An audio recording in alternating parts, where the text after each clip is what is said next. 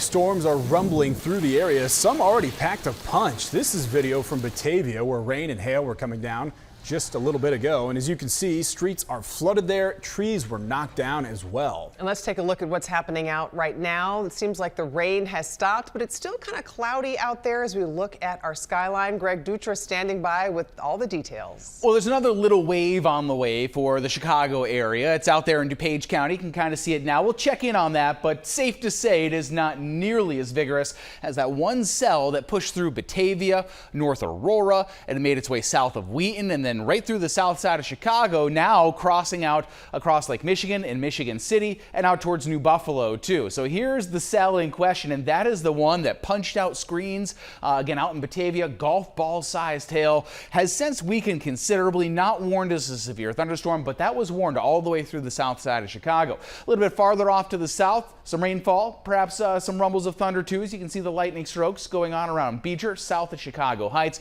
but things have calmed down significantly from where it was, say, just an hour or two ago in Chicago, and it'll continue to calm down with the exception of that one little wave, again, that we still have to go. This is light drizzle at the very worst, passing through Kane County and again making its way into western DuPage County. Now, we may see some scattered showers and storms again for tomorrow afternoon, not going to be nearly as strong.